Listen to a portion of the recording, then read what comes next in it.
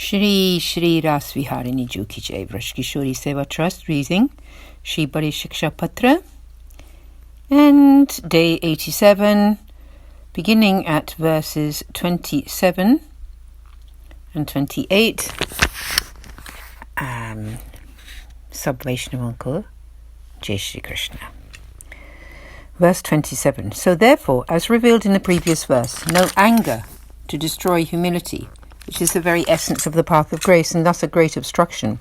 Humility is the seed of service to Sri Krishna and to listening to and repeating his pastimes and all other related activities. In the Shastra, or revealed teachings about mantra, it is thought that the essence of success in mantra, that is prayer or chanting, comes from the seed syllables in those mantras. In the same way, in this path of grace, the seed of service to Sri Krishna is humility, and this is the key to the grace-filled reward. When there is no humility, no practice can bring the perfection of that reward, which is the Lord's grace. The essence of this path of grace is heartfelt humility, but anger destroys it. Give it up. Be humble in every undertaking. Now I will tell you the way to humility. Serve the Lord with your body and wealth in a loving manner, and make a habit of listening to the pastimes of the Lord, as in the Sri Subodhiniji and other scriptures. If you develop this regular discipline of service and listening, then humility will reside in your heart. In the scriptural teachings about prayers and chants, it is said that a mantra will be successful when its seed sound is present. In the same way, service will be sound when humility pervades its every aspect. This is the only practice of the path of grace. When you serve with humility, then all the path's rewards will be perfected. Verse 29. Therefore, an embodied soul whose heart adheres to the way of devotion should not be lazy in the cultivation of humility. The Gopis' devotion was perfected through humility alone, while Kaundinya Rishi also gained perfection through humility, albeit indirectly. Tika. The appropriate way for great devotees of the path of grace is to always be vigilant in the protection of their humility. For example, the Gopis reached perfection through humility and thus met their Lord Kaundinya, Kaundinya, the Brahmin sage, constantly repeated, O Infinite One, O Infinite One, and thereby attained realization of the Lord. Therefore, Sri Acharyaji has written in his Sannyas Nirnay treatise, Conclusions on Renunciation, the Gopis and the Rishi Kaundinya are the gurus of the way of devotion. Devotional practice should be as they demonstrated. There is no other practice than to emulate their divinely oriented sentiments of humility, whereby it becomes established in your heart and consciousness. The Gopis are the gurus of perfection of the grace-filled path, while Kaundinya Rishi is the guru to teach appropriate practice. Follow their example, contemplate their divine feelings, and know humility to be the base of true heartfelt love for the Lord.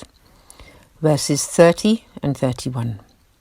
The reward of the grace-filled path is to always feel intense longing in the mood of separation from the Lord, through which you may experience his nectarian form, full of love and all his pastimes. When this mood of separation manifests, it brings direct experience of his form and all his pastimes. Tika. In this path of grace, the reward is to feel love for the Lord, which develops into feeling separation from him. The experience of loving union with the Lord is not linked to the Lord who lives in the innermost heart, but one that engages all the external senses, whereas in the mood of separation, the manifestation is deep within the soul. So foster this mood of separation in the heart. This is the perfection of the path of grace.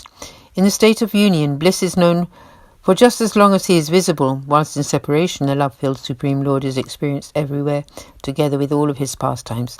Thus, separation is considered to be superior, because therein the Lord is manifest everywhere directly. When you are in the deep mood of separation from him and are deeply engaged in experiencing his pastimes, then you are seeing his form and pastimes everywhere and at all times. This is why it is said that there is much more joy in separation than in union. His pastimes are all together in one single time. So fix your mind on the Lord as did the Gopis of Vraj. When the Lord goes out to graze the cows, they miss him and long for him. You should cultivate this train of thought. Also develop that feeling they have when he later returns home in the evening.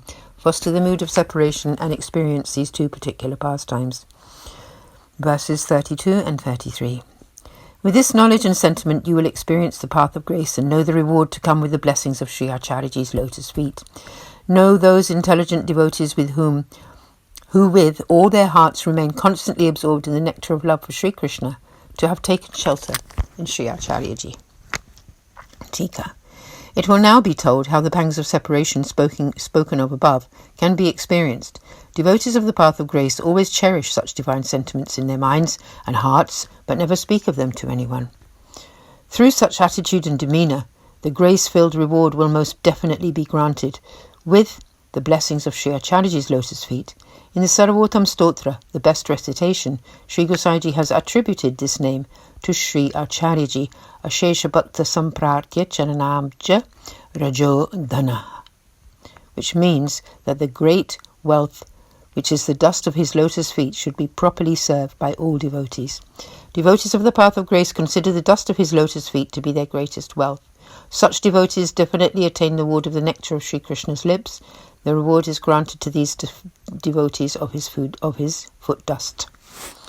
Thus, the ultimate fruit of the path of grace is definitely granted to those devotees who, as described above, take shelter in Sri Acharyaji's feet with all their heart, who know to constantly cultivate and cherish their love for the Lord in the mood of separation, who have renounced all types of deceitful behaviour from their minds, whose hearts are full of surrender to Sri Krishna, the moon of Raj, who are very pure, and connoisseurs of the mood of loving devotion, who are surrendered to the feet of Sri Acharyaji, and who are humble, and pay no stead to any other practices.